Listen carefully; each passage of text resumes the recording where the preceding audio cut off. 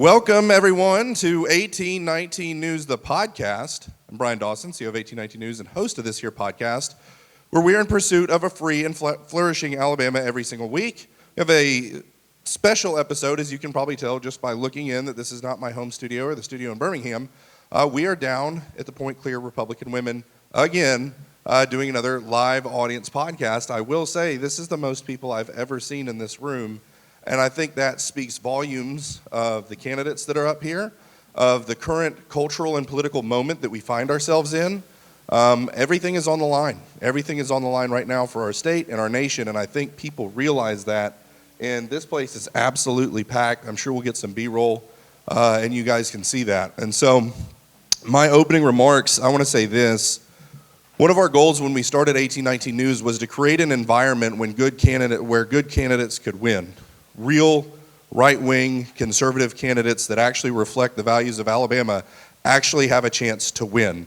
Because when we started, it wasn't as good as it is now. That's how I'll put it, okay? And so it has gotten way better. And you think about what's going on, who's running for U.S. Senate. You have Attorney General Steve Marshall, arguably the greatest Attorney General in the history of the state of Alabama.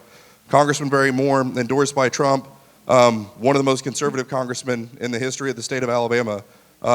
Jared Hudson, Navy SEAL, Rodney Walker over here, Morgan Murphy. Great, all these guys I would consider right-wing conservative people that represent the type of people in this room. Governor, looking at governor, you have Tuberville, AG, you've got three great candidates that I'm going to talk about here in a second. And even when Andrew Sorrell was running against Caroline Dobson, you have two hard-hitting conservatives in that race. It's unbelievable to see what the Lord has done in the last 5 years, bringing these type of candidates. And so I'm very excited. I think right now, politically, obviously, all eyes are on Minnesota. I've said this over and over and over again. So goes Minneapolis, so goes the country, so goes the midterms, however that's handled. I know that's what's on my mind. It's on a lot of people's minds to see if that rebellion is going to be put down like we would do it in Alabama, by golly, or if it's going to continue to fester. So anyway, with that, I want to, again, just say a few words about each candidate. Catherine Robertson has been at the side. I just said Steve Marshall is, I would argue, the greatest Attorney General in the history of the state of Alabama, and she's been right beside him the entire time, making the victories and wins that he's gotten possible. I'm sure she'll list some of those wins. I think the biggest win, the biggest culture war victory that we've seen in the state was the work that they did, essentially getting the Scaramucci, Tennessee case where transgender ban, it was our VCAP legislation that accompanied it. The work they did in discovery to draw out the corruption that was happening played a huge role in the Supreme Court upholding the transgender bans in Tennessee, in Alabama, and the other respective states. In Alabama, you can't cut kids' genitals off and pump them full of cross-sex hormones, and that's because of the work of A.G. Marshall's office. Jay Mitchell, again, I know I sound like I'm being hyperbolic, like it's the best, I'm going all Trump, but when Jay was on the Supreme Court, by far the most conservative Supreme Court justice. I have lots of friends that are in and around the Supreme Court area, clerking and everything else, and they hold Jay in the absolute highest regard. And the work he's done in the cases, some very unpopular cases that he ruled on that may come up tonight where he basically had to have protection outside his home because it was so unpopular, but he made what he felt was the right decision. I am real big on judging people by whether they get death threats. Okay, Jay's got death threats. You guys had a bomb go off outside your building, like that happened. Okay, and then moving down, Pamela Casey has an incredible reputation of putting away child sex predators. Okay. That is a very, very big deal.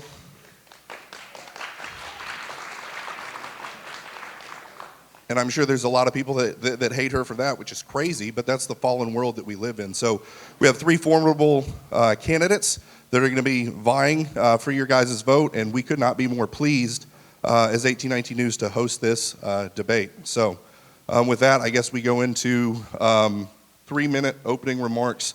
We'll start with you, Pamela. No, I think you're good. Just grab your mic. I'm Pamela Casey. It's an honor to be with you all tonight. I have been the district attorney of Blount County since 2010. when I defeated an incumbent and 2 others to become the youngest female elected district attorney in the state of Alabama. And the wonderful people of Blount County have reelected me in 16 and 22.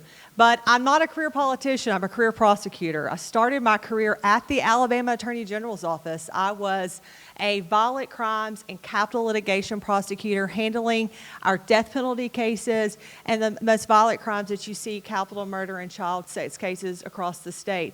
As an assistant attorney general and then as a deputy attorney general prior to being sworn in 2011. You see, I'm running for attorney general because I believe Alabama deserves a prosecutor who's been in the courtroom, who's been in the trenches, and who has fought the fight. And that's why I'm running. I'm the only candidate in this race that's ever been in a criminal jury trial, who's heard a jury say guilty, and also been before the Alabama Court of Criminal Appeals, the Alabama Court of Civil Appeals, and just recently argued a case before the Alabama Supreme Court to ensure that our most violent offenders, our capital murder defendants, are held with no bond, and I've been fighting that issue. I've also been before the federal courts and the federal appellate courts, and that's why I'm running. I'm the only candidate that's ever put a murderer in prison, a killer in prison, a child predator in prison, a human trafficker in prison, and the worst of the worst. And I truly believe that God put me here on earth to make sure that I'm protecting our families and our children from the worst of the worst. I've stood beside a 6-year-old little girl when she had to go to court because her mother was selling her at a local hotel, and stood beside her and her brother as they had to testify. That's just a small example. In the last year, I put 2 people in prison for life without for sexually torturing a child, and others for life, and others for hundreds of years. Isn't that what Alabama families and Alabama deserves? A prosecutor who's been in the fight and will fight for us. Look, I grew up poor. I'm not ashamed of that, and I tell you that because my mom and dad didn't graduate high school. My mom worked in a sewing plant. My daddy worked for the highway department. I learned how to fight and how to work when I was young, and that's all I've been doing.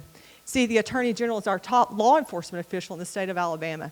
And law and order is not a campaign slogan, and it shouldn't be. It's a way of life. It's knowing the cases, knowing the law, knowing the state, and fighting and working. And that's what I'll do for you as your Attorney General. I don't have to learn. I'm a fighter. I'm a prosecutor. I know how to fight, whether it's a criminal case or a civil case. I'll get it done. I'm a mother. I'm a wife. And I will make sure that my family and my children can be raised in an Alabama that supports conservative values. Our family, our children, protecting my daughter, making sure that she doesn't have to compete against males or see them in a bathroom. And I will stand behind our law enforcement. And I'm the only one at this table and in the state of Alabama right now who has prosecuted a voter fraud, a non-U.S. citizen, for voting not in our elections not once but 9 times. I'm going to earn your vote, and I look forward to serving you as your next Attorney General. Jay Mitchell. Well, just over a year ago, I was up in Washington for the swearing in of President Trump for a 2nd term. There with a lot of my friends from Alabama, and I'll just tell y'all, it fired me up.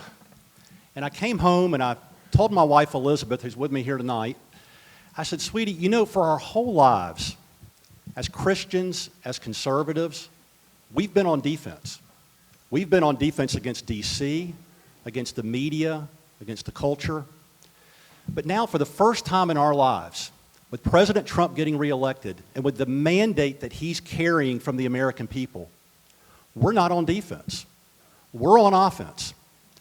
And as she and I talked about it more, what we realized was we have a unique opportunity to get generational conservative victories. Not just wins for the next 4 years or the next 8 years, but Lord willing, victories that our kids and our grandkids and our great-grandkids will be able to live into.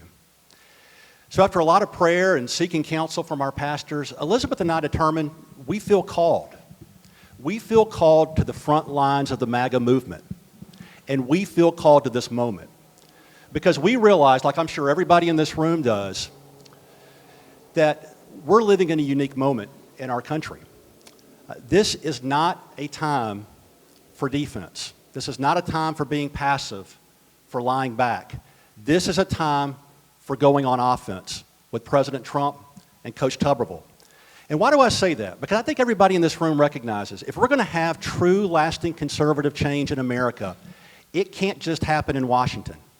It's got to happen in the states. And if you really want to boil it down, to Brian's point earlier, it's got to happen in the red states. It's why this next election is so critical. We've got to send leaders to Montgomery who don't just wear the right party label, who don't just say the right things, but who understand what time it is in America.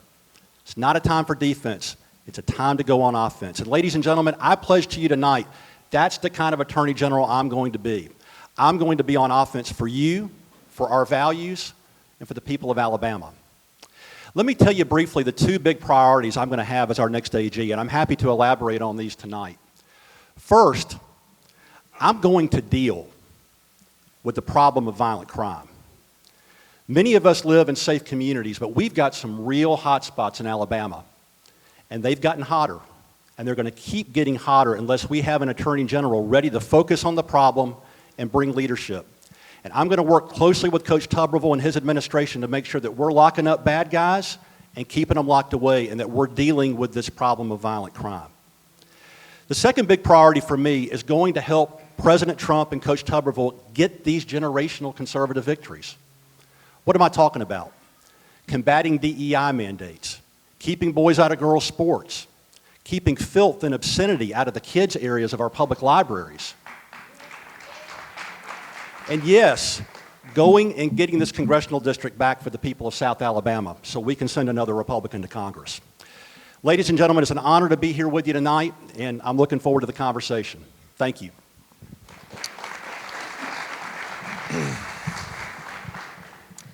I'm Catherine Robertson, and like Brian said, for the last 10 years, I've had the privilege of serving my state as chief counsel to your current attorney general. And so I have an interesting perspective on the race that I'm running in.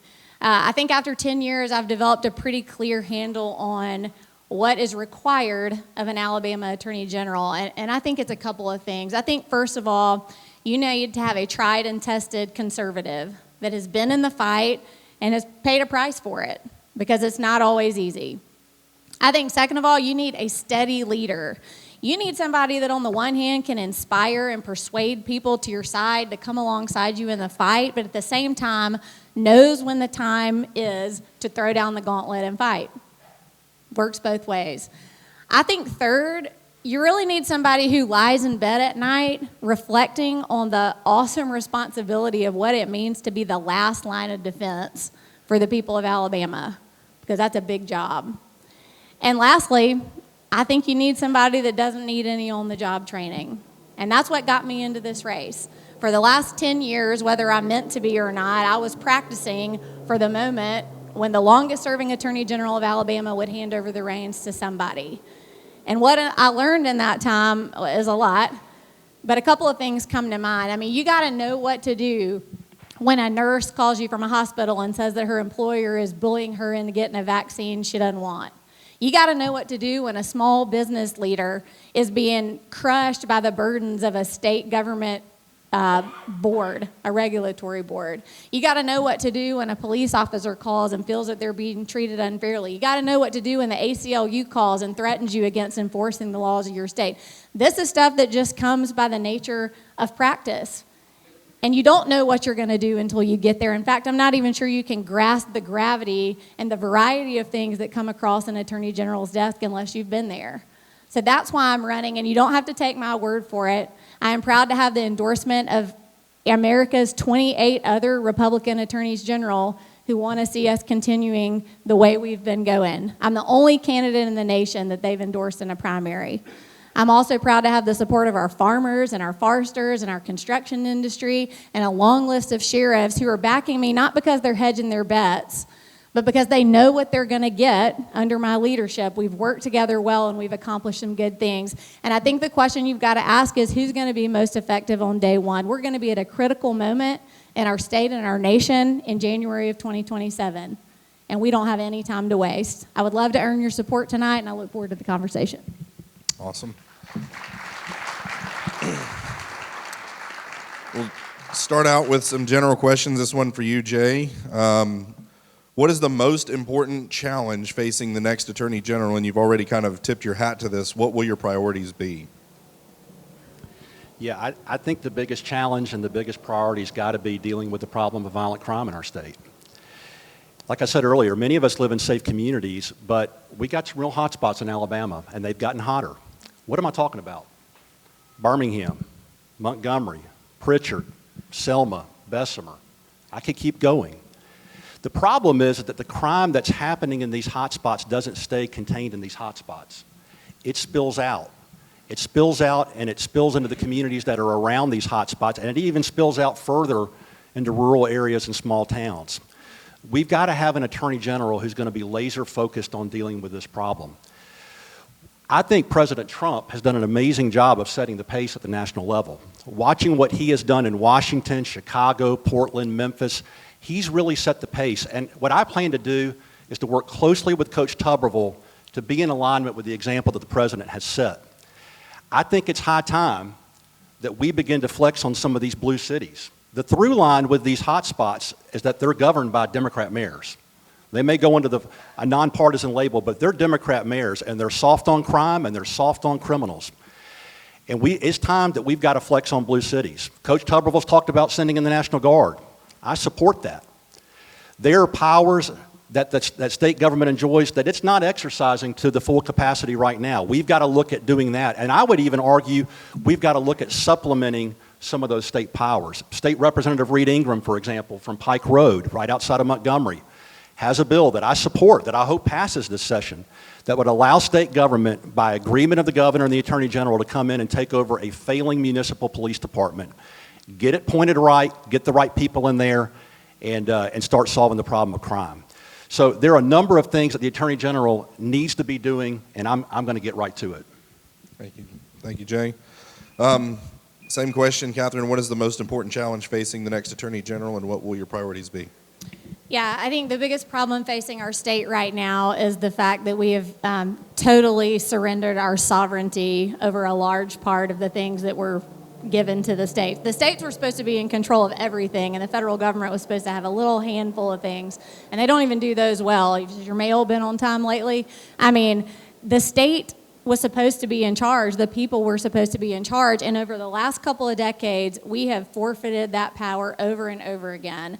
And I think, just like you say, there's no country if you don't have borders. There's no state if you don't have sovereignty. There's no point. If it's all decided in Washington, then nothing we do here matters. And even on the topic of violent crime, you know why our legislature swung to the left a couple of years ago on leniency? Because the federal government was suing our prisons and trying to force us to release people. So really, whatever policy issue it is that you care most about, the likelihood is that the federal government has somehow tied the state's hands, and they do it by way of federal dollars. Our state is a poor state, and we are heavily dependent on federal dollars, and we have sold our sovereignty for decades. That will be the next challenge for the Attorney General. It's a challenge now, and we need relief from Congress. We need to continue to work with our president, and that's why it's so important that we be ready to go to take advantage of the last 2 years of Trump's term. Thank you. Pamela, what is the most important challenge facing the next Attorney General, and what will your priorities be? So I'm not going to talk rhetoric. I'm going to talk about real life for just a second. When we talk about violent crime, we got a lot of issues with violent crime. Number one, we have sentencing guidelines in this state that tie the hands of our district attorneys. Our district attorneys and our law enforcement officers, they're understaffed, overworked, and underpaid. And what the problem with that is, it's really hard, whether it's a blue city or a red city, it's hard to put people in prison when the guidelines prevent it. It's hard to keep them in prison when the parole board is continually letting people out. So what are my priorities? Number one, we're going to work with law enforcement. I'm going to make sure we have regional investigators, regional prosecutors, and regional assistant attorney generals across the state of Alabama. Our law enforcement and our different municipality leaders should be able to pick up the phone, call an assistant attorney general, not necessarily sitting behind a desk in Montgomery. They're out in the community. They're out in these different ALEA areas and regions and working with them. And that's going to be a priority that I don't have to learn day one. I get it. I've been doing it 20 years. I know what law enforcement needs. I'm the one that's taking the call at 2 o'clock in the morning when they're saying, hey, I need a search warrant. Can you come help me? Or, hey, I have a dead child. Can you come out here and help us figure out what's going on? So I'm going to make those real life changes that we need and not talk rhetoric. And when we talk about state sovereignty and things we're going to fight for, there's not one attorney general candidate sitting up here that's not going to fight for our conservative values. There's not one of us. We all believe in very similar things. What you're going to have to look at is the experience. Who has the experience to do the things that are being discussed? And I bring that real world in the trenches, in the courtroom experience to this race and have the ability to work with DAs, to work with legislatures, to work with our law enforcement officers to get what they need and understand what they need. You know, we every time if we dial 911, we want them to show up. But yet, we don't treat them like we should, and that will be a priority in my office. Thank you. So,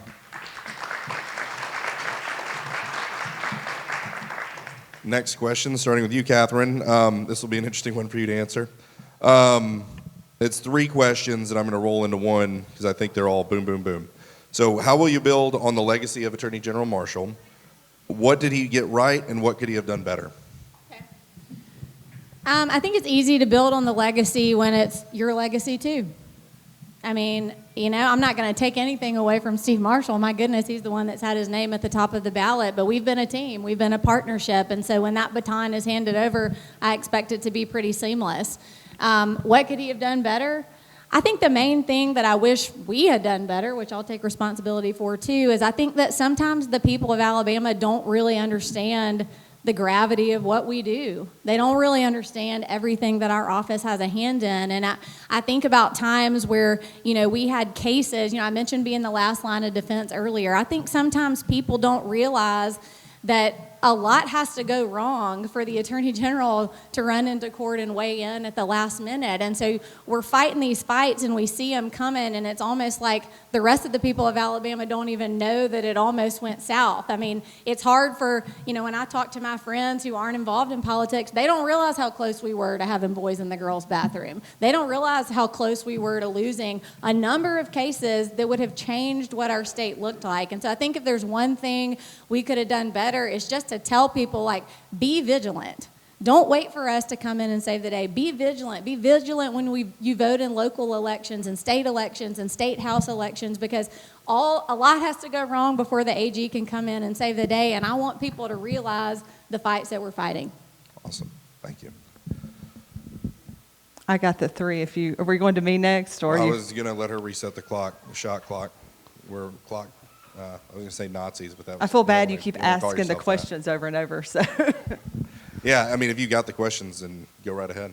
well, first of all, the one thing Attorney General Steve Marshall and I have in common is our district attorney background. And there is a lot of experience and a lot of stuff that he brought to that office that I bring. So I think that the reason why he's done well as an attorney general is he's had the experience of handling the cases and things of that nature. That's how I think we're similar. Now, what did he do right? I think he was involved in the right issues at the right time, fighting the right fights. Okay? But one thing I think he could do better was to be more involved in our state. And what do I mean by that? One thing I did in Blount County, and they'll tell you, is that I'm constantly out meeting with people, going to meetings. And that's what I promise to you as your next Attorney General. You won't just see me during election time. I'm not going to show up when it's just time. So I think General Marshall could have done a lot better job of becoming involved with our communities, involved with the people. And that's something that I promise to you that I'm going to do. Thank you. Do you need me to read you the questions again, or do you got it? I think I got it. You got it, okay. All right. Attorney General Marshall's office has done some good things, but there are some shortcomings too. And I think there's, I tell you, one way that I compare it is I just look down the road to the state of Texas, and I look at Attorney General Ken Paxton, who's a strong MAGA AG, and I'm looking at some of the things that Ken Paxton's doing in Texas that we haven't been doing. We haven't been on the front lines of doing. I'll give you a few examples. 2020, remember that election, that presidential election. General Paxton went to the Supreme Court to try to stop the steal. We weren't there alongside General Paxton.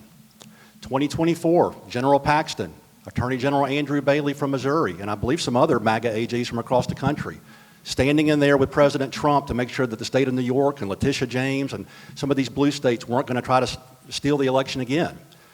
We weren't there. On big tech, I look at what General Paxton has done there, suing big tech for antitrust violations, for privacy violations. We haven't been in those fights. Roblox. Look, Elizabeth and I have 4 kids. We've got 2 in college, 2 in high school. We're very attuned to the online dangers out there. Roblox litigation's going on right now. We're not in that fight. And then I would say the last thing is on crime. I got to say, it's just a fact. These hot spots have gotten hotter over the last 5 to 10 years, especially the last 5 years. And we've got to put focus on getting that problem solved. I'm very thankful. A number of sheriffs and police chiefs across the state have endorsed me in this race. In fact, we just announced, I think, 8 new police chiefs today who've come out and endorsed me. They know I'm going to have my eye on the ball when it comes to solving the problem of violent crime in our state. They know I'm going to be a strong partner for them on many, many issues, and I'm looking forward to that. Awesome. Thank you.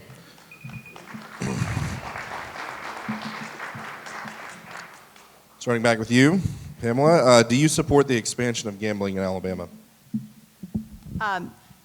So that's a complicated issue. First of all, I think that you can define gambling in many ways. I believe that at the end of the day, our legislature has to give us the opportunity to vote.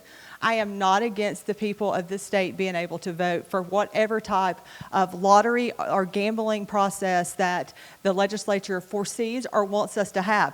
Remember, at the end of the day, we don't have a word or we don't get a say until when? Until our legislature passes and allows us to vote at the ballot. I am not against the people voting. I will never want to take away your right to vote.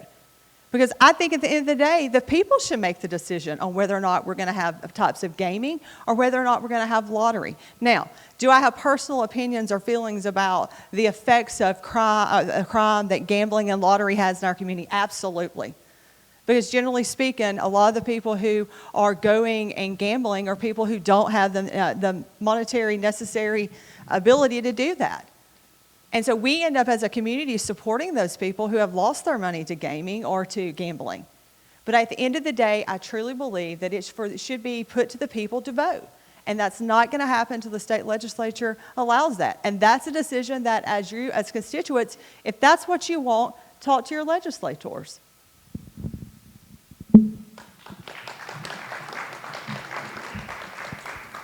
I do not support gambling expansion. I'm not for gambling. I never have been. Anybody who knows me will tell you that. What I'm concerned about is the slippery slope we may get ourselves on toward having a casino in every corner of this state, including casinos down at the beach in South Baldwin County. That would transform that area. You look at the city of Birmingham. I live in Jefferson County, right over Red Mountain from the city of Birmingham. Birmingham's had terrible problems with crime and homelessness. Could you imagine putting a casino in the middle of that and what all that brings? So I'm really concerned about the slippery slope that creates. I'm also concerned about putting casinos in people's pockets in the form of online gaming on phones. I think a lot of people in this country are waking up to the dangers of online gambling, especially for our young men. I know Senator Britt's even been speaking out about this recently. So I'm not in favor of expanding gambling in our state. That being said, we're not up here running for the legislature. We will not have a vote in the legislature as to whether a constitutional amendment proposal can be put before the people. So I'm going to have to enforce the laws, whatever they are. If the laws change, I'll have to enforce those laws. But I'll say this right now. We have laws right now against illegal gambling that are going unenforced across this state. Again, I live in Jefferson County. You drive to North Jefferson County, you drive out Old 78 to West Jefferson County, there are bingo parlors out that have sprung up like kudzu out there. And it's a serious problem, especially because it's going enforced. It's sending a message to the community that this kind of lawlessness will be tolerated. And that breeds other and higher forms of lawlessness. So I'm going to get on the problem of dealing and enforcing our current gambling laws and making sure that if illegal gambling is going on out there, we shut it down.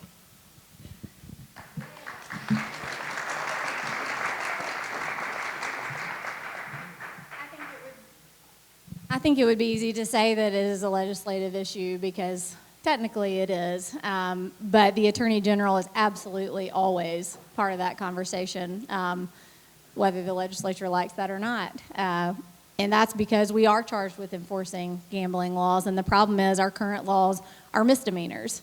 And it's just the cost of doing business. If you want to run an illegal operation, it is a low priority for local law enforcement because you can't really get anybody put away. You can't really shut it down. You leave town, they open right back up. And so for a long time, I've talked to the legislature about raising illegal gambling, the penalty to a felony, because that would actually shut it down. So I have a long track record dating back to my time at the Alabama Policy Institute of being opposed to gambling as a way to fund government. I think it's a real poor policy decision.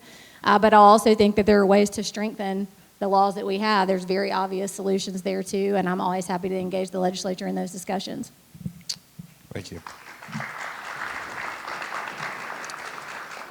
Well, this has sort of been answered, but I'm looking for more specifics. So as has been noted, illegal gambling remains an ongoing problem in Alabama. What specifically would you propose to do to deal with this problem? Jay?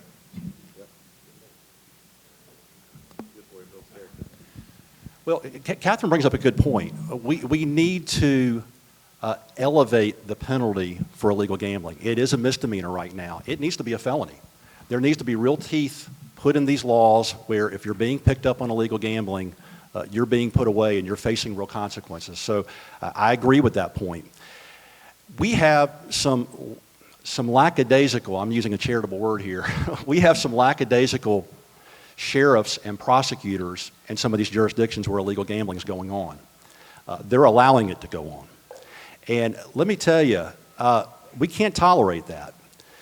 The Attorney General has the power under state law to come in and intervene and get involved. If the DA's not doing their job, the sheriff's not doing their job, the Alabama Attorney General enjoys statutory powers to appoint investigators to come in who have the powers of deputy sheriffs to come in and direct and superintend prosecutions, to make sure that additional resources are being brought to bear on illegal gambling. But that's a matter of priority, and it's a matter of will, and it's a matter of enforcement.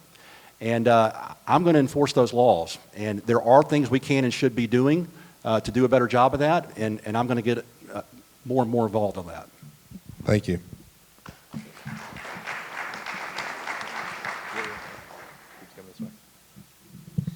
Yeah, in addition to making the penalty, more enticing for local law enforcement, I mean, the truth is the Attorney General's office tries to portray strength and portray that we have an army of people in our office ready to go out and enforce crimes when local law enforcement does it.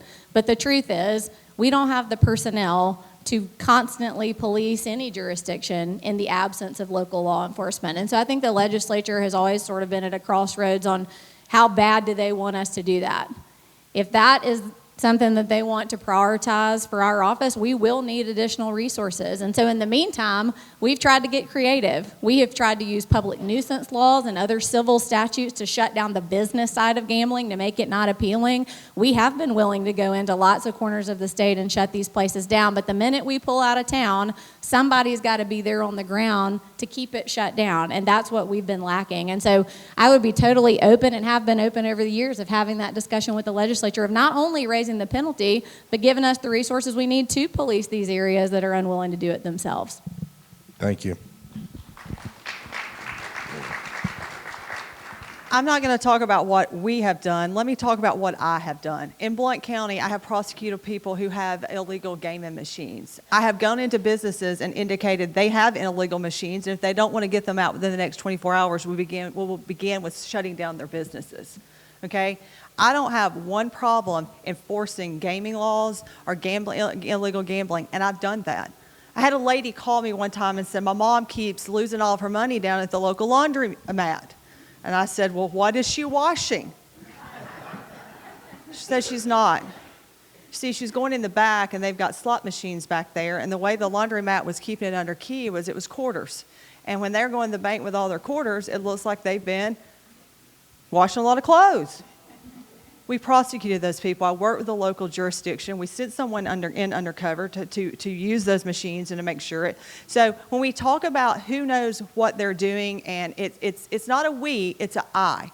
I have done it. I will work with local law enforcement on how we can do it and how we can stop it. And Jay's right. I live right on 70. I don't live near there, but I live Blount County and 79. 79's awful. I kind of giggle that they stay away from the county line, though, because they know they're not coming to Blount County and doing that. But if we would make examples of some people, even if it is a misdemeanor, make it hard for them. They have to go to court. They have to do things, and they lose the money in the machines. Well, they're clearing out the machines continuously so that they don't lose that money. But if you will make it hard for someone, even if it's just a misdemeanor, then it becomes an inconvenience. But I will enforce those laws, regardless of any type of personnel issues. I've got relationships with district attorneys. I have the endorsement of 50 of our DAs, our law enforcement officials, and police chiefs across the state. I have the ability to pick up the phone and say, hey, I'm getting a complaint out of so-and-so. What can we do? And how can I help you, not we.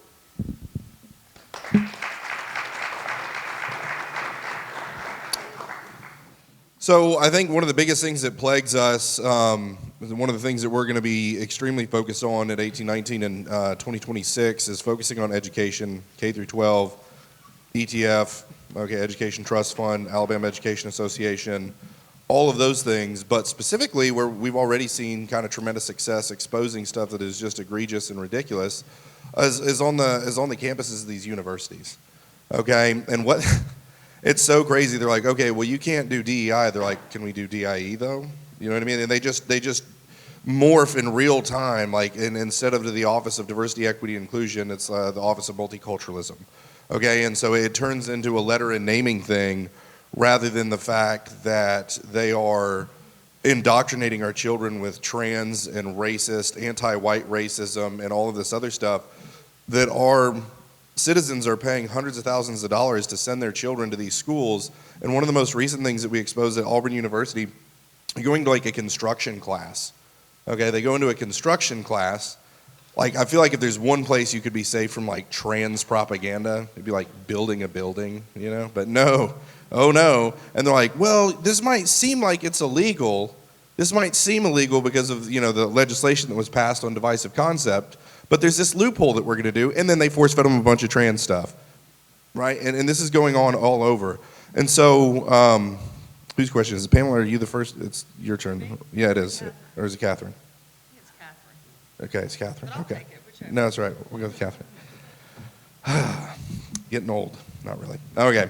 So what do you see the Attorney General's role? What are you going to do to basically, like, because to me, again, I think there's incredible people on the boards of trustees at these respective universities. We have great universities, but it's like someone just needs to essentially like spank these kids who've never been spanked. Like, that's what I feel like. You know what I mean? Like, just bend them over your knee and just like stop it. Okay. What do you see the Attorney General's role in squashing out critical race theory, diversity, equity, inclusion, ESG, all that stuff from our universities? Yeah, I mean, you know, I think Alabama's public universities ought to reflect Alabama's values, and I think to some degree they do, because you've seen this huge migration down to southeastern schools for a reason. It's because they want to escape all that stuff, and so I'm always really surprised when I see some of this stuff pop up at our public universities, because that's literally what everybody's fleeing. That's what they're coming down here for. But the AG has a lot of different powers, but I think just the role of the office, the bully pulpit that you have, is that, you know, you start by building relationships with these people, and you figure out who you need to call. You figure out where the pressure points are. I mean, there are state laws that you write a law that outlaws X, and they're going to do Y that looks a little like X, right? And so not everything is a cease and desist letter. Not everything is a lawsuit. Some things you have to use diplomacy, and you have to use the bully pulpit that you're given.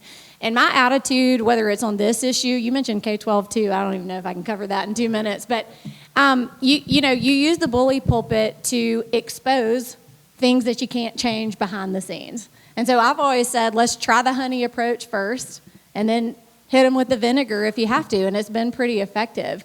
But you've got to be able to with the K-12 stuff, that is very clear. We worked with Senator Barfoot on his divisive concepts bill. There is no space for that in our public schools. There's no space for it in our public university. But I do think you have to build an ecosystem where it is highly disfavored, not just by the Attorney General, not just by the legislature, but the governor too. And I think Tuberville is going to do a great job of that because he is clearly not ashamed to call it out.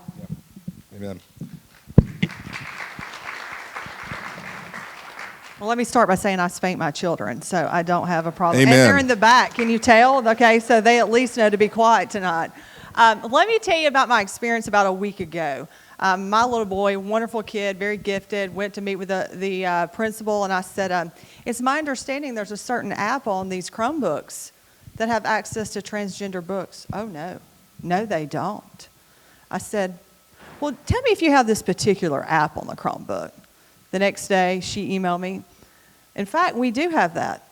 I was able to go on and find books like Jack, Not Jackie, The History of the Pride Flag, and all these books. You know what age it was? 5 to 7. 5 to 7-year-olds that when my son is done with his work, he would have free time to read these books. I said, I'm going to be real nice. And I'm going to expect that app to come off by the end of the afternoon because I assume the public will agree with me if you don't take the app off. Interestingly enough, I got a text from the superintendent to let me know he appreciated me bringing that to his attention, and they had been removed from all the Chromebooks at that city school. I also did that with the county schools. So I agree with Catherine on this. There's a lot of things that can get done with communication. There's a lot that says sit down and say, hey, this is wrong, this is why it's wrong, and this is why the law. We're going to give you the opportunity to fix it. If you don't fix it, we'll move forward. And I have never been one who's been afraid to tell somebody, we can do X or we can do Y. I think you're going to prefer to do X because you know I don't have a problem doing Y. So we will talk to universities, work with universities, and I have the experience with my own child's school and getting transgender materials off the Chromebooks. I mean, listen, I'm dumbfounded the stuff that they could read. It made me sick, and my little boy's smart as heck. And he's already asking me when the puppy's going to have babies. And I'm thinking, the last thing I want him to know is who's Jack, not Jackie. I shouldn't have to answer that question from a 6-year-old. So you have, Alabama has a partner in fighting this and keeping this out of our schools and out of our universities. Thank you.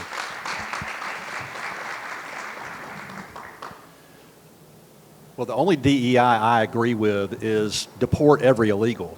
I'm going to tell you that right now. Look, to your question, Brian, I am really thankful for the example and the leadership that President Trump is showing in this area. You know, he and Vice President Vance and his administration, they're driving DEI out of the federal government right now, in the Pentagon, in all these different agencies. And I'm really, we're all lawyers up here, I'm very encouraged as a lawyer to see what Harmeet Dillon is doing in the Civil Rights Division of the Department of Justice. She's transforming that. She is upholding the principle that the Constitution is colorblind.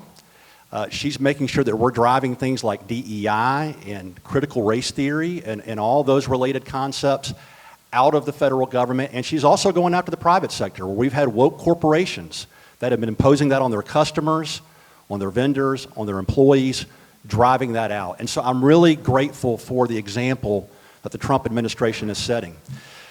We've got to be in alignment with the president and what he's doing in D.C. Again, it's about going on offense with President Trump and with Coach Tuberville. I was very encouraged to read the article over the weekend in 1819 News about Coach Tuberville's speech at the healthcare conference, where he was calling out DEI in the health professions, which is really eroding our health professions and it's eroding our health care. So it's great to see a leader speaking with such clarity like Coach Tuberville. And I'll pledge to you, I will work very closely with Coach Tuberville as the next Attorney General to make sure that our divisive concepts law is being enforced, where we see it cropping up at places like our public universities and even some of our private universities, which 1819 is written on. We got to make sure the AG is calling it out, calling a spade, where we see some of these things scurrying under holes and relabeling and rebranding. We got to call that out too. And I'm in favor of the Attorney General, to the extent able under the law, to go and enforce that law.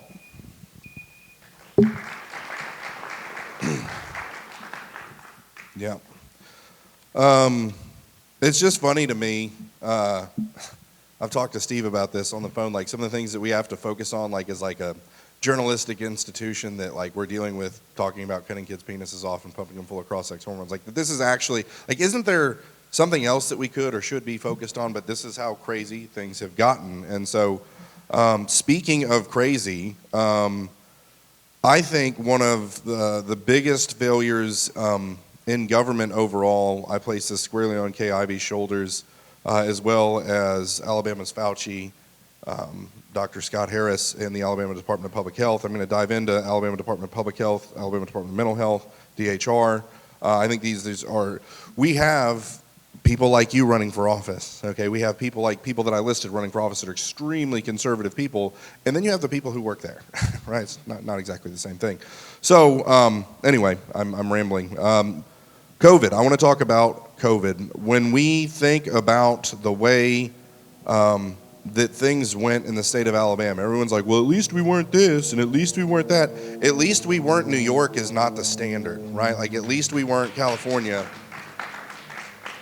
It didn't take a rocket scientist to know that, like, you know, if they're telling you to put your mask on to walk to your seat, but then you can take your mask off to eat at a restaurant, it's like, you know, just the utter insanity and you know, whatever. What are some of the things that you saw wrong with how COVID was handled, and what would you have done different? It's you, I think. Well, first of all, there were a lot of people who lost their life with COVID. I am not in any way overlooking that or trying to dismiss that in any way. What we saw was the state government telling us when we could go to church, when we could go buy groceries, where we could go eat, and how long we could be there and how many people we could go with. And it almost reminds me of situations where it's an absolute loss of our just personal sovereignty, our ability to make decisions for ourselves and how we're going to make them. And so that's what's one of the issues that I saw was our children were being taken out of schools. They couldn't go to schools. And if they did go to schools, they had to wear a mask to go to schools. I thought what was the most crazy thing would be to go to a basketball game and see, or a football game or things of that nature, and see children sitting on the bench with a mask on and coaches with masks on their face. That just absolutely, as a former athlete, blew my mind that we were requiring that as a state. And so I think that's one thing we could have done a better job at. I do think, you know, Catherine and I think that Steve did a good job working with COVID. I think that we could have been more tougher stopping it.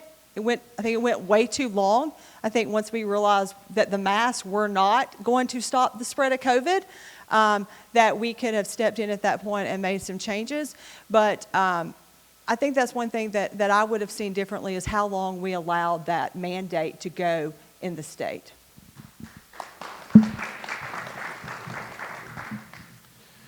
Yeah, it was a nightmare. We all lived through it, and looking back, it's amazing that that even went on.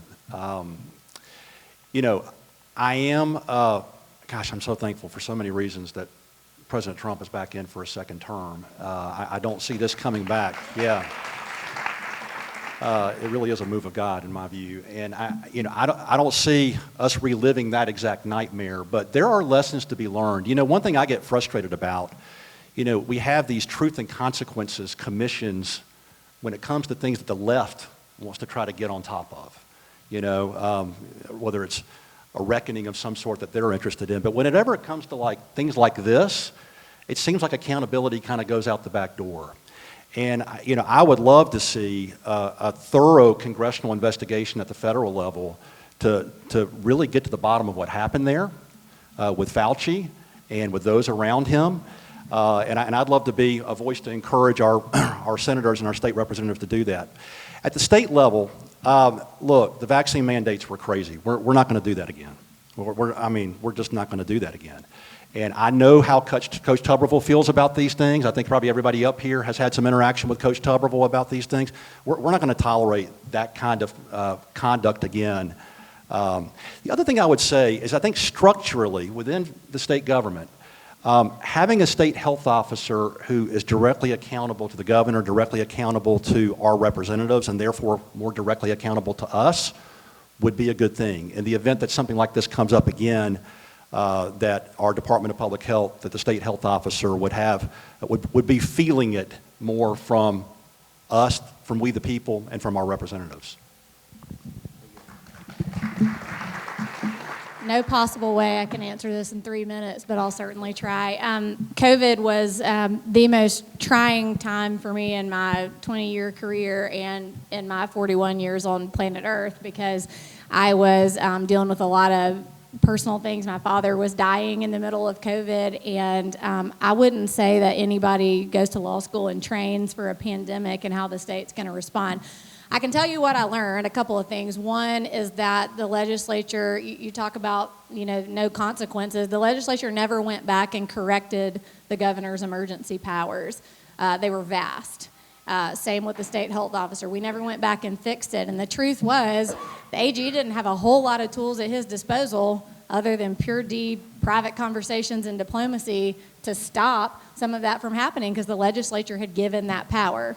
And that's something that's got to go back and be fixed. Lots of things I could criticize. Our office set up like a rapid response team for small businesses, for city officials, just people that were reeling. These orders, stay-at-home orders would come out. They would call and call and call, and no one would answer. And so we set up a hotline and set up 5 different teams that I was managing from my parents' farm to try to help people through whatever was going on. But, the vaccine mandates were definitely the straw that broke the camel's back. I have never put so much time, blood, sweat, and tears into anything in my life, because that was a bridge too far. Staying home was one thing, masks were one thing. It got worse and worse and worse, but the vaccine mandates were where I was like, everybody, all hands on deck, we got to stop this. And we were successful. We stopped 3 of the 4 Biden vaccine mandates. The healthcare worker one was the only one we weren't able to stop. And I spent a whole lot of time working with state employees to figure out ways to navigate through that were under the federal vaccine mandate. One of the hardest things I've ever been through, but I'm pretty proud at least at how the AG's office weathered it. Thank you. I think I made the same joke last time I was here, but why not tell it again? So I was watching Hunger Games, which is completely normal life situation for those people in that movie, and they had a curfew. And I remember just thinking the utter tyranny of a curfew and how horrible. I was like, wait a second. And I said, we were under a curfew. She actually issued a curfew. Anyway, I made sure to wait until it was 7 o'clock when you were supposed, and then I intentionally went out just to defy it. Hopefully I don't get arrested for that. Anyway. So this one is something that has come up, and I think the number of things that we probably receive as far as tips is probably very similar to a lot of the things that you guys, we can go to the news or we can go to the Attorney General's office, et cetera. And so this is something that is becoming more and more and more and more frequent pertaining to DHR. So many people believe that child protection is being conducted as a racket for the state to capture federal funding, with every child taken into custody by the state opening up federal dollars to the state coffers. What will you do to ensure that Alabama families and their children are protected from child protection systems, namely Alabama's Department of Human Resources, taking children from their homes and their families, often under false and malicious pretenses, trampling on their inalienable rights and the rights of their families, and in many cases allowing the children and their families to fall victim to exploitation, child trafficking, and even death under custody of the state and under the guise of child protection? I think this is on you, Jay. Well, I'm glad. Can you hear me okay? I'm glad that you've been spotlighting some of these issues, Brian. I think they need to be spotlighted. I do have some visibility on this from having been on the bench. I spent 6.5 years on our state Supreme Court, handling the biggest, toughest, most complex cases that we have in Alabama on both the criminal side and the civil side. And I'll tell you, the tough cases were these termination of parental rights cases that would come to us after the Court of Civil Appeals had looked at them. We would have an opportunity to look at those.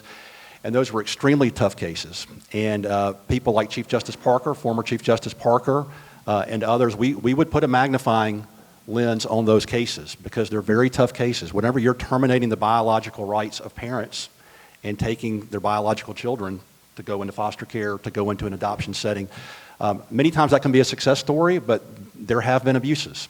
And thankfully, our court system's set up to provide due process on all that, where the parents can come in and make the arguments that they need to make. But I will say, I've really had my eyes open to it further about your reporting on this as well. And I think it's high time the Attorney General's office get more involved there in really putting scrutiny at the Department of Human Resources to make sure that the processes and the law are being followed. I do think there's been good detection of those things from those who are working in this field to help children and to help families. And I'll pledge to you, I will be highly involved in that. There's no more important duty, in my view, for the Attorney General than protecting our families and protecting our children. And that's going to be at the very top of my mind in everything that I do. Thank you, Jay.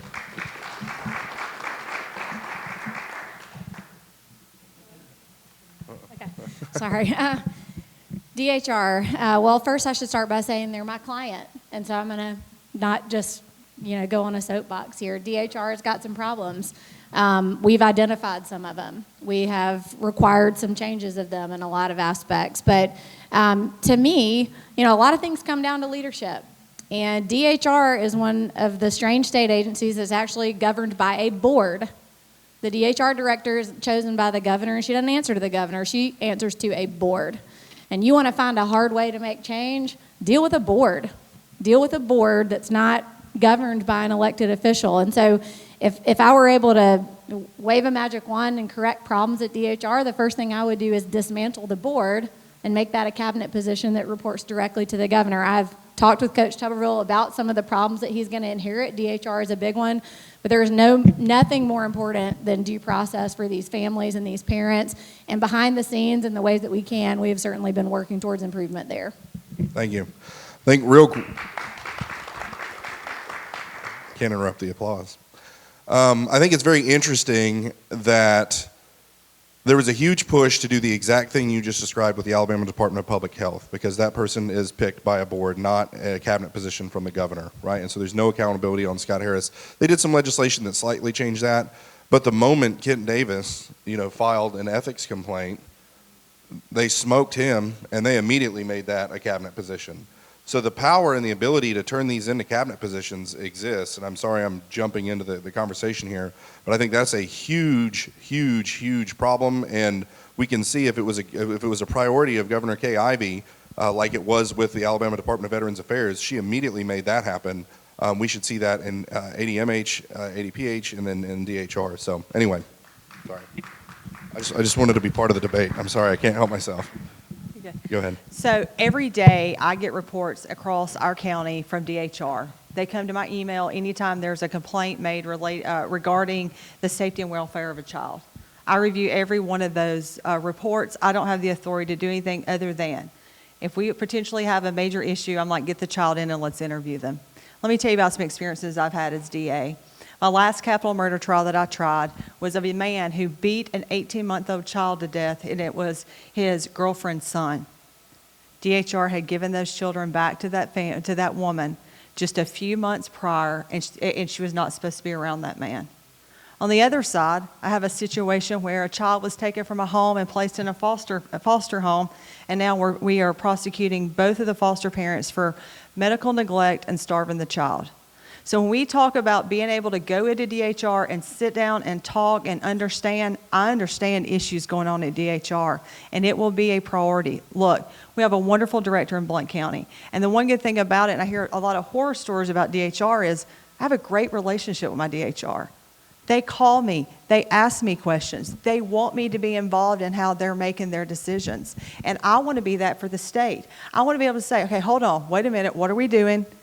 Why are we giving those children back? Or why haven't we given those children back? But it takes somebody on the front line that can work to try to help change some of those regulations, work with that director, work with the directors across the state of Alabama, and better training. Hey guys, we're putting 21 and 22-year-old young women and men out into homes who've never had children, and we're sending them out there at 1 or 2 in the morning when there's a major emergency, and these poor kids are making $22,000, $23,000 a year at most, and asking them to make decisions like taking people's children away or keeping them away. That's a problem. And I have that hands-on experience to be able to go in and attempt to work and help them with that issue.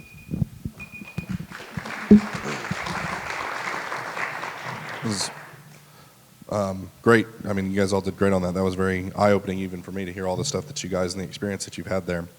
I think the biggest, well, I don't know, there I go, and the biggest, the greatest, I'm hyperbolic. All right, so one of the major issues that is going on right now is redistricting. And so the United States Supreme Court is expected to rule on a Louisiana case challenging the racial gerrymandering of congressional districts. If the Supreme Court strikes down the requirement for minority-majority districts, what will you do as Attorney General to see that ruling applied to Alabama? I think it's you, Catherine. Yeah, so Alabama, when you talk about state sovereignty, I can't think of a more relevant issue for a state to have control over than its maps. That was something that was reserved to the states and reserved to the legislature, and we've been fighting our hearts out over the last couple of years to get some relief. We've been tangled up in a web of horrible precedent that puts federal courts in charge of map drawing. And although our case is making its way up, Louisiana's got there faster, and the question is much broader. Can Section 2 of the VRA really mean that you have to draw maps based on race? And Alabama did everything in its power to draw fair maps, taking race into consideration, but not making it the primary factor, because that's wrong. We're supposed to be blind to that. And so my friend Liz Murrill, the Attorney General of Louisiana, got that case. It was argued a couple of weeks or months ago. It all runs together. And they did a phenomenal job. If they win, then it will present Alabama with a whole new opportunity. And I think the first thing we would do, as we've done before, is go sit down with the legislature and explore our options. How can we draw a fair map for all Alabamians and get it in place as quickly as possible?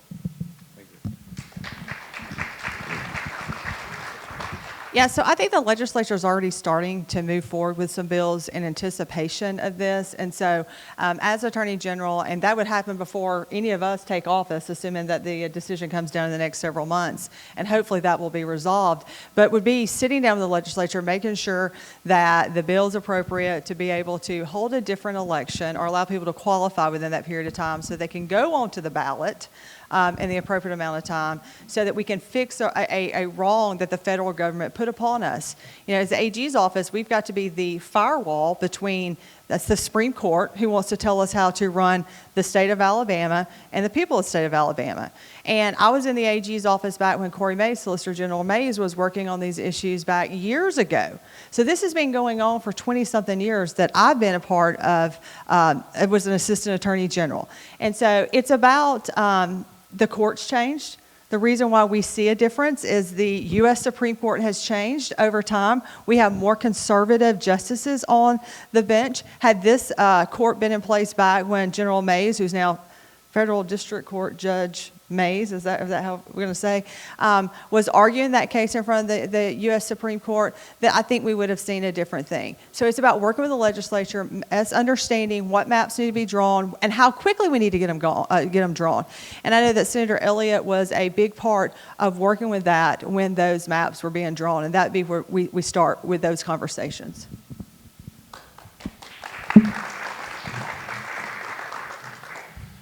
Well, the radical left is relentless, everybody, and they came after Alabama and after our congressional districts. And I tell you, I'm sure like all of you, I was shocked and amazed that we lost this congressional district, and it's very unfortunate. I am, however, heartened by President Trump and what he's doing on these issues. Number one, to Pamela's point, the appointments he's made to the U.S. Supreme Court are phenomenal. I think we have a real shot at getting a great victory here in this Louisiana case that's up at the court this term. But I'm also thankful for the way the president and the administration are really pushing red states to be more aggressive in their thinking and their mentality and their attitude about getting congressional districts done. We don't need to be lying back. We don't need to be on the back foot. We need to be on offense with the president in doing this. I'm very hopeful we're going to get a good result out of the Supreme Court this term, and if we do, my hope is that Governor Ivey and the legislature will get together quickly, that we will, depending on what the Supreme Court has to say, but hopefully get these maps drawn right. And I think there's probably a good way to do it where we could even potentially have 7 House Republicans going to Congress from Alabama. Time will tell, but I think, again, we want to be aggressive. We want to be on offense in our thinking about this, and I think there's a real shot at doing that. I'm excited about where this potentially goes. And I'll tell you, as our next Attorney General, I will be right in that fight with President Trump and with Coach Tuberville, making sure we maximize our opportunities to send as many Republicans as we can up to Washington to represent us in Congress. I don't think this one's going to take 2 minutes. It's kind of a follow-up to this question, and you just touched on it, Jay, and we'll start down with you, Pamela. So a new redistricting plan could add 2 more Republican congressmen to the Alabama delegation. Will you support a redistricting plan to eliminate congressional seats with a guaranteed black majority? Yes. Yes. Yes. There you go. We've got a consensus. We've reached it. I love it. Okay. 2 more questions, and I think that'll be around. I didn't think we were going to get to all the questions, but man, you guys are blazing right through it. You're doing a great job. Words of encouragement from me. All right. So, Somali fraud in Minnesota, again, I think that's where everyone's focus is right now. There's a lot riding on how that gets handled. So in recent months, we've learned about the massive fraud committed by the Somali immigrant community in Minnesota. We've also learned about the tepid response by Governor Tim Walz and Attorney General Keith Ellison to this fraud. Will you commit to investigating immigrant ethnic gang fraud such as we have seen in Minnesota? We'll start with you, Pamela, again, a real question. Yeah, okay, so will I enforce the laws that are written if fraud is taking place in the state of Alabama? Absolutely. That's what I do every single day. Somebody breaks the law, they steal money that they're not supposed to have. Heck yeah, we'll have investigators. I'm not going to turn my head or stick my head in the sand. I know how to investigate a case from the beginning to end. You bring it to me, I'll take it on. And here's the thing about it is, look, I know that the AG can't do everything, him or herself, okay? I get that, but I'm going to be a very active Attorney General. I'm going to be very active in our cases and knowing what's going on in the office and being able to go to our prosecutors and go to our investigators and go, all right, have we looked at X, Y, and Z? Have we gotten the records from here? Have we taken that? I had the experience to do that and to make sure it's done correctly and it's done quickly and swiftly. And that are a lot of our issues with government today is how long it takes to get stuff done. You saw just last week, I think, Secretary Allen got us a list of people who were voting, non-U.S. nationals or U.S. citizens voting in our state elections. The list went out on the 12th. I had him indicted last week. Did it take me 6 months, 9 months, a year? No. And a lot of that was picking up the phone, calling Homeland Security, confirming things, getting with my local officials, pulling the boxes, getting the records and be able to confirm it. I will fight fraud. I have done it. I can do it. I got an email today about a lady that we think is stealing a ton of money from, we're talking about hundreds of thousands of dollars from an elderly family member. We're going after them. I ain't got a problem with it. I enjoy complex cases, and I have no problem if there is fraud taking place in our state government, fighting it, going after it, and prosecuting it to the fullest extent of the law.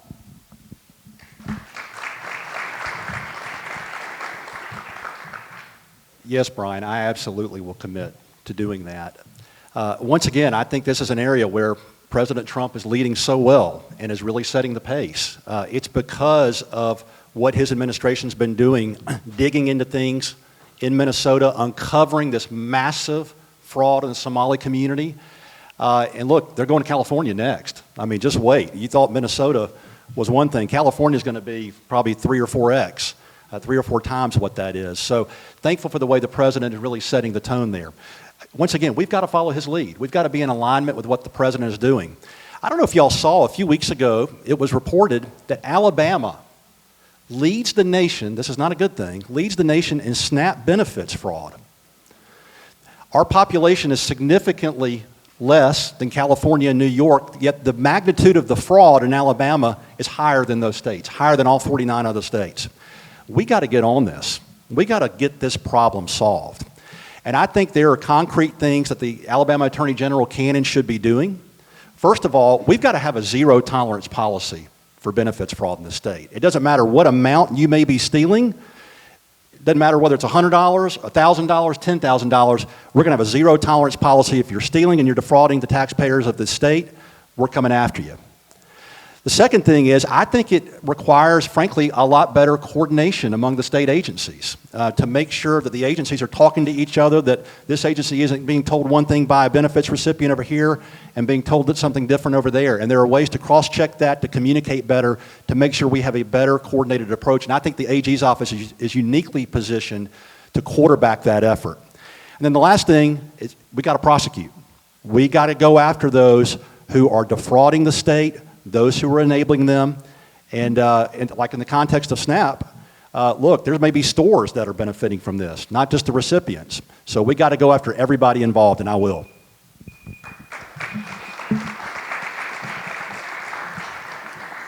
I do have to say, if you've ever been in a room with Attorney General Keith Ellison of Minnesota, you would not be shocked by any of this. He's the worst. You know, funny you use the term criminal enterprise. So I actually worked on a gang bill a year or two ago. That's the closest thing our state has to a RICO statute. But people thought the word gang was politically incorrect, so we actually had to call it a criminal enterprise bill. So you've just given me a phenomenal idea. If there's a racket going on where a lot of people are coordinating to commit crimes, actually now their crimes are going to be upped a whole classification. So if you got fraud and it's a C felony and you can say it was done in the name of a criminal enterprise, it would be a B. So maybe I'll take that back to the office tomorrow.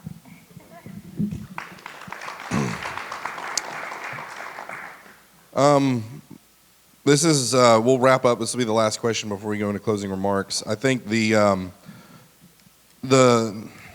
I've been saying, and everyone thought I was crazy when I said this, but I'm used to that now. They're trying to steal our children. And I could see how that sounds crazy, but what I mean, we talked about DHR, maybe they are. But what I mean is stealing the hearts, minds, and souls of our children. We talk about it through the curriculum in the education system. We talk about it through the universities. But one of the places that we've seen it, and we've touched on it briefly, is libraries in conservative towns that you would never think. The insidiousness of these people to burrow into bureaucratic places and put their smut and their filth and their grooming literature is alarming to me. The extent that they're willing to go and then they deny it when you call them on it. I had the great idea of being at this thing, the group in Prattville, and they to me are the example. So that was where the first place where it blew up was in Prattville, and then the Prattville moms went to the library board, and the library board pointed at the city council. So they went to the city council and they pointed back at the library board. They're like, "Can we just get the porn off the shelves, please? Like Pretty Please with sugar on top? Can someone do it?" And I said, "You watch, they're going to take over the library board, and they're going to start picking off the city council." And lo and behold, they've now taken over the whole library board, and I don't know what they're going to be doing as far as municipal elections, but it's crazy. And they hosted me at some type of a forum similar to this, and I said, "Burn the freaking books," and AL.com thought it was like a gotcha, and I was like, "No, really, burn the books." Like, anyway, seriously. I'm not advocating that the Attorney General have a book burning pile, but here's my question on the library situation. So if you have something that is objectively evil and wicked, so porn in front of children, not only porn, but porn that's encouraging them to participate in homosexual behavior. Any sexual behavior with a child is disgusting and wicked, but you're starting to talk about moving into transgender and homosexual activity that's being promoted and taught through these books that are in children's sections. That is objective wickedness and evil. And you go in, and I talk to these city councilmen and these county commissioners, and they're like, "Well, it says here in subsection B code 259er that I can't do anything." What? Okay, and to me, my thought is get the books off the shelves and then fight it in court, right? Like, why are we such pansies that we're always, well, we'll see. It's like, I mean, so I guess my point is, what would be a more aggressive stance if you became Attorney General? How would you more aggressively handle smut and grooming literature in our public libraries? And whose question is it? Jay's? I think it's Jay's. It's a great question. By 2 minutes? Look, everybody, I think we probably all know we're at war in this country. It's frankly fundamentally a spiritual war. The left is the earthly manifestation of that, the war that they have declared on our families and on our kids You know, you look at these crazy protesters in Minneapolis and Portland and places like this. A lot of these people don't have kids. They don't have many kids. They want your kids. They want to colonize the minds of our kids, and the way they do it is grooming through these types of programs, Brian. And I'll just tell you, schools and libraries should be for learning, not for grooming. I think it's really, really important that we take a strong stand on this, and I'm thankful for what 1819 News has done as this has been detected. Lewd, obscene material of the type that Brian just described has no place in the kids' areas of our public libraries. Elizabeth and I spent a lot of time in the kids' areas of public libraries when our kids were growing up. I don't remember this stuff being in there. A lot of this stuff has found its way in over the last 5 or 6 years. I'm thankful for groups like Clean Up Alabama that are taking a hard line on this, that are pointing it out, that are documenting it, that are raising their voices on it. And I'll tell you, the Alabama Public Library Service just did a rule change that would allow them to have more funding leverage over local libraries that are doing this. I actually put in a letter in support of that rule change that would give the Public Library Service more leverage. I didn't do it as a former judge. I didn't do it as a candidate for Attorney General. I did it as a dad. And I tell you, I'm going to bring the heart of a dad to taking on this problem and taking on these issues. I would like to see the Attorney General's office shoulder to shoulder with these parents in Prattville. There's litigation there. I'd like to see the Attorney General's office come in on the side of the parents in this litigation. And certainly come alongside the parents who are having to sit there and fight what probably feels like a lonely battle sometimes. So when I'm Attorney General, I'm going to be right there with them.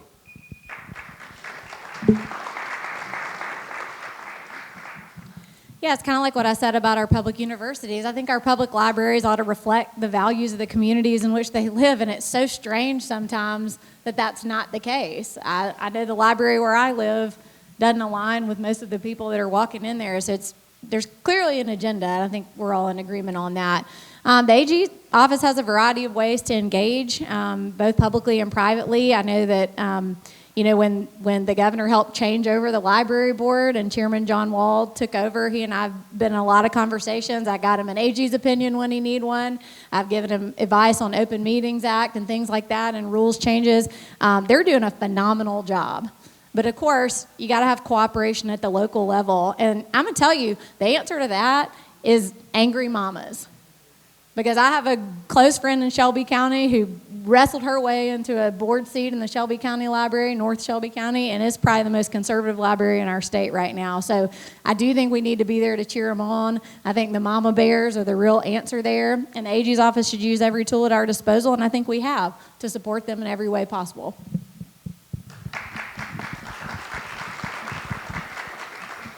While Brian was talking, I wrote the word grooming down because I see it all the time in sex cases that I handle. If we make this okay, if we make books in the children's section okay to talk about sexual things, then when kids are being perpetrated on, well, that's just normal. It's at the library. It's everywhere. I think we all three agree on this. Number one, you ain't seen a mad mama like you seen me when I got them books off that grown book last week. I got a 4-year-old and a 6-year-old sitting over there. And I am fortunate in the Aniana Library when we go for Lego Club and all the fun things we go and do, I don't have to worry about that. We all know there's a place for that stuff, and it ain't in the children's section. Period. I mean, I just want to go, who thought that was a great idea? Who wrote a children's book or a book that it would be geared toward children and has that content in it? That's what we need to be looking at.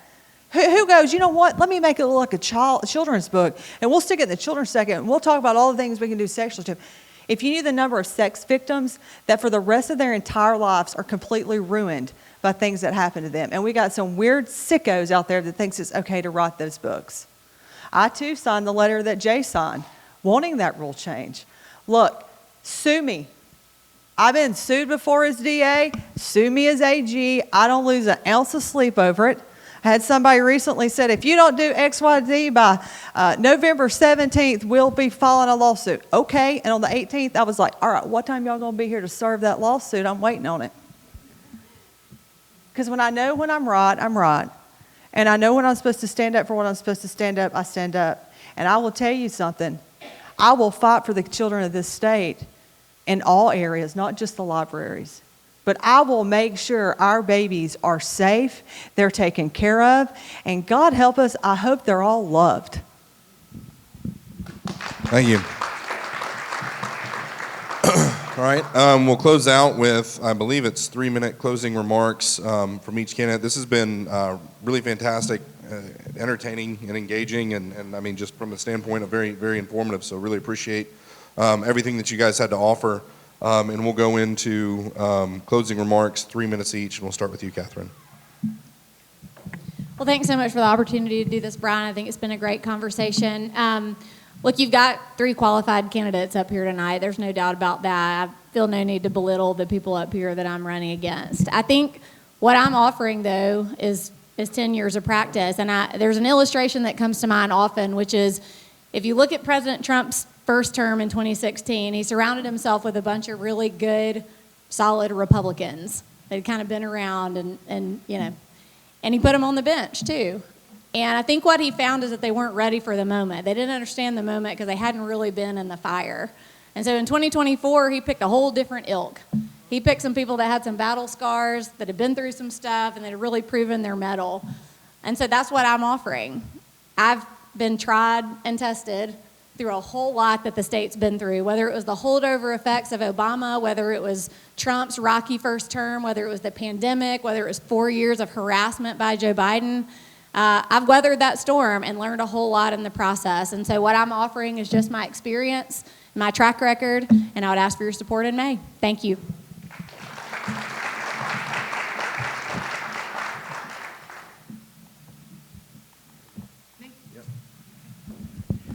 You've heard a lot tonight. You've heard a lot, and from 3 very different candidates. I think we all bring different skill sets to what it is that we want to do as your Attorney General. One thing is different. I've been in the ring. I've been the one that had to answer the people of my county. I'm the one that's had to fight the fights and not stand on the sidelines. I've been in the fight. And so you're going to make a decision May 19th. And I want you to ask yourself one question. Who do I feel comfortable having the authority to prosecute on behalf of the state of Alabama as its top law enforcement official? Who do I have the confidence in to do that? Because that's the question you're answering. At your table, you see a card, or I try to hand you all a card tonight, and on that card has my cell phone number. And some people say, well, Pamela, that's kind of crazy. Well, we're all a little crazy to run statewide, okay? Just be quite honest with you. A little. We all got a little a screw loose somewhere to do this. That's the only number I've ever had since I turned 16. I got a phone.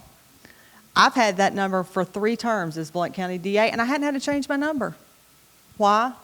I pick up the phone, I call you back, and I don't give you BS answers. If I can help you, I can. If I can't, I tell you I can't.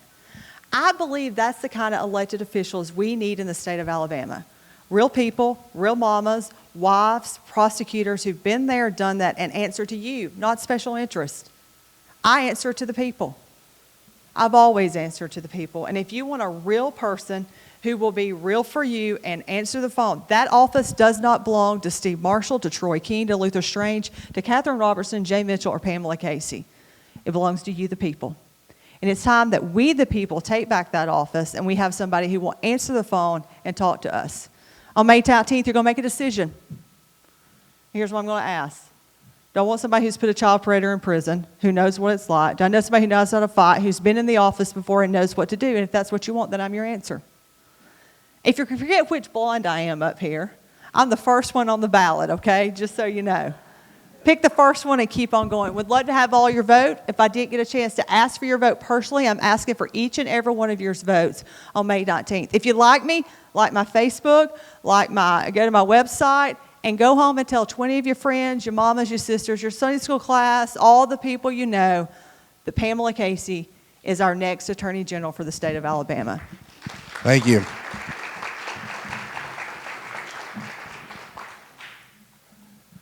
Jay. Well, thank you for having all of us tonight. It's been an honor to be with all of you and to have this conversation. I hope you've gotten a sense of who I am and about my family and what my vision is for being our next Attorney General. As I indicated at the outset, I'm going to be on offense. This is a moment, the moment in America shifted.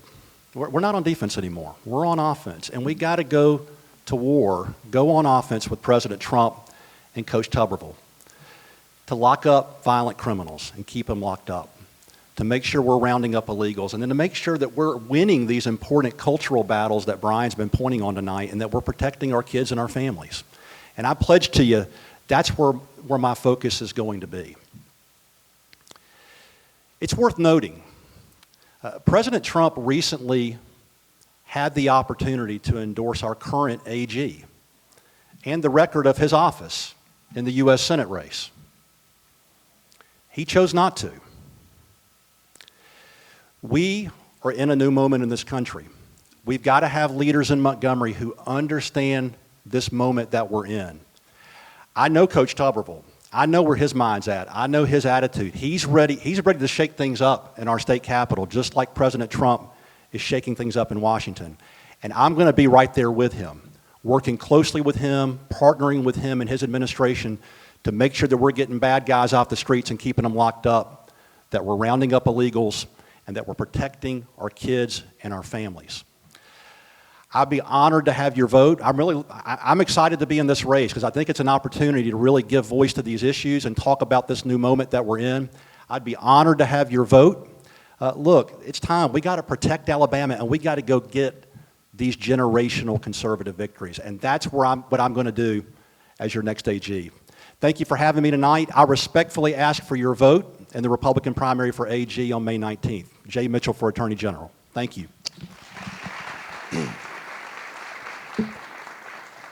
All right, now I got 3 minutes. Yeah, I'm going to wrap us up. So this really has been incredible. You never know what to expect when you go into these. This has been, I think it's going to be an incredible piece of content that we get to put out at 1819 News. I have tremendous respect for each and every one of you guys. I think you know that. And I'm excited to see, I think May 19th, is that the day? See what happens. So my closing remarks is this, guys. I don't know if you guys know who John Croyle is, the founder of the Big Oak Ranch. He was my mentor for 2 years when I first started 1819 News, and I got to meet with him every Wednesday. And he said, Bryan, why are you doing this? And man, I had all my branding slogans, and I had all my cool marketing terms or whatever. And if you know John, he just looks at me and he says, that's not what I asked you. And I went into this like existential crisis of why am I doing this? And I'm writing and crumpling up and throwing it away and writing and crumpling, and I'm trying to come up with some big lofty thing or whatever. I was exhausted, and I just sat down on the couch, and as happens when you sit down on the couch when you have 7 children, they start crawling on you like a jungle gym. And it hit me, duh, this is why I'm doing this. I have 5 daughters, and when I'm on my deathbed, I don't want one of my daughters sitting by my deathbed saying, Daddy, why didn't you do something? Okay? We're doing something at 1819 News. They're doing something. What we're involved in, they've mentioned that we're in a war. It's a war for the ethos of our nation, and that's the culture. It is a culture war. You hear the term culture war. What is a culture? Our culture has been hijacked. Our ethos has been hijacked because our seminaries and churches have been hijacked. Our schools and universities have been hijacked. Our families have been hijacked. Our legal system has been hijacked. Our media, information, and entertainment has been hijacked. And these are the institutions that shape a nation's ethos. We used to have a Christian ethos that has been secularized, okay? And it's been secularized and it's no longer there. And so we need to be in the culture war working to restore a Christian ethos in this nation, and we're doing it for our state. And what I'll say about the culture war is this. The culture war is the battlefield where your children and grandchildren's inheritance will be won or lost. How are you investing in this fight, okay?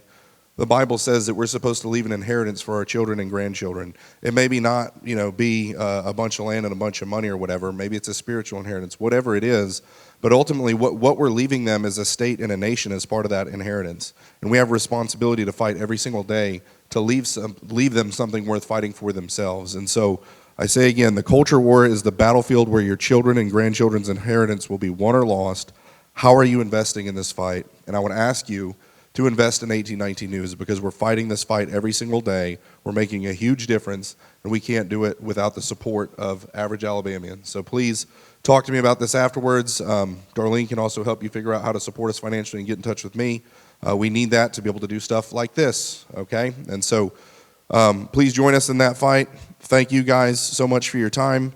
And as always, put your trust in God and keep your powder dry.